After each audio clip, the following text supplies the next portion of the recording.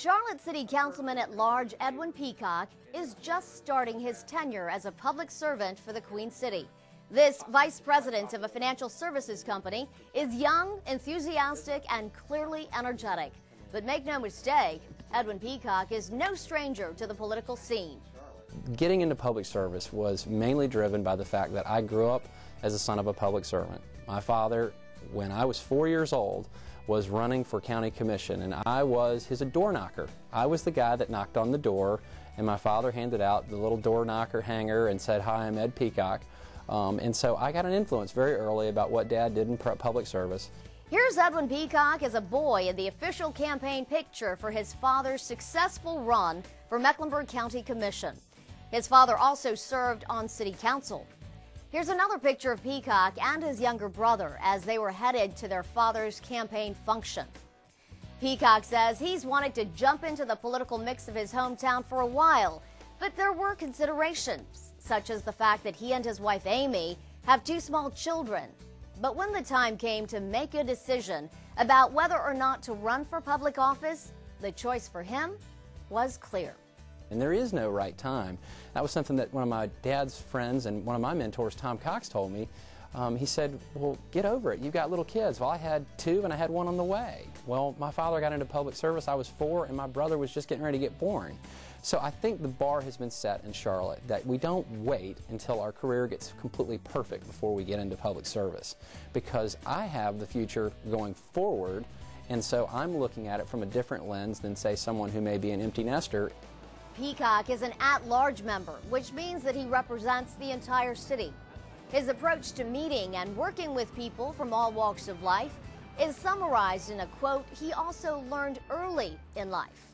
You're never to make a poor man conscious of his poverty, an obscure man of his obscurity, or any man of his inferiority or deformity. While Peacock's time in office can only be measured in months at this point, he's a quick study and is passionate about public service. Peacock says he wants to continue to guide Charlotte as being on the cutting edge of providing public transportation like the Lynx Blue Line light rail train, while making sure the economic success, especially in Center City, is a top priority. Now, the argument that many will make is that we've got a lot of toys, we've got a lot of things that are going on downtown. When are you going to focus out here on that? And I think you've got to remember, too, that we have a very good and very unique Charlotte Center City that is the analogy to the heart of the body. And if you don't have a strong heart, you're not going to have strong arteries and the blood flow going out to those arteries. Edwin Peacock III was born in Charlotte. He went through the Charlotte-Mecklenburg school system for the elementary years, and then his parents enrolled him at Charlotte Country Day School. He was both an athlete and a founder of the Teenage Republican Club there. Even then, says Peacock, studying the issues and getting involved were all just a natural part of who he was. Peacock received his degree in political science and a certificate in global studies from the University of Georgia. Again, studying the political process is where he thrived. Peacock, while new to council, has lived a life thus far that naturally leads him in the direction of public service. I want to continue to improve the dialogue about our transportation system and which direction that we're going with our long-term vision on transportation. And then secondly, I obviously want to continue to beat the drum about Charlotte maintaining that high edge of wanting to keep our economic attraction power as high as we possibly can. As soon as we think that we've arrived, that's when I start to get worried about which direction Charlotte's going on that. As a new member, Peacock chairs the council's Environment Committee, dealing with issues that he considers critical to the city's future.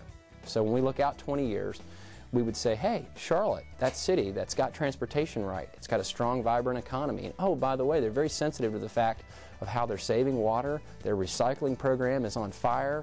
Look at what they're doing to save their citizens money on that. Why can't we emulate Charlotte? So I'm enthusiastic about that.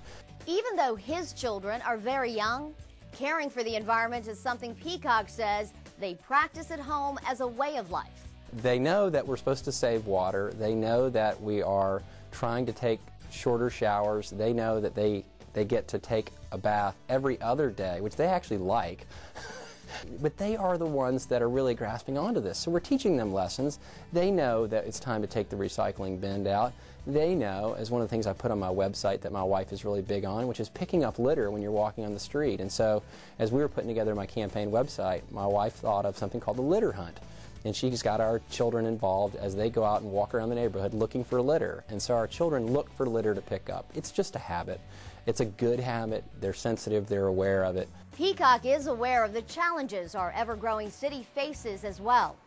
Despite what you see today in the Eastland Mall area, Peacock actually remembers when this was the mecca of shoppers for Charlotte and a thriving business corridor. Revitalization here is clearly an example of the tough choices that are ahead. Well, first and foremost, we didn't get to this problem overnight. The development decisions that were made in the 70s are drastically different than the development decisions that we're making now as you contrast what's occurring on the South Corridor with the light rail. Peacock also believes that public safety must always be a top priority for the city.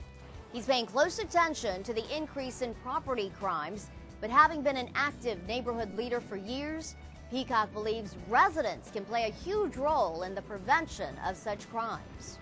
Neighbors are starting to pay attention to what's going on with their neighbors like they've never paid attention before. It's one thing to have a cell phone, but it's a much more powerful thing to know that your neighbor is gone for the weekend and that you need to pick up his paper and that you need to watch over his house, because that's one of the things that's occurring in a lot of these neighborhoods that just don't know each other. While both his heritage and his heart are tied to Charlotte's past, Peacock says his role on this council is all about what lies ahead. So I believe Charlotte's Southern efficiency meets Southern charm. I think that's who we are and what we're becoming as we move forward. Peacock knows there's a lot of work to do in sustaining the momentum and progress of Charlotte. It's a task, however, that he has essentially prepared for his whole life.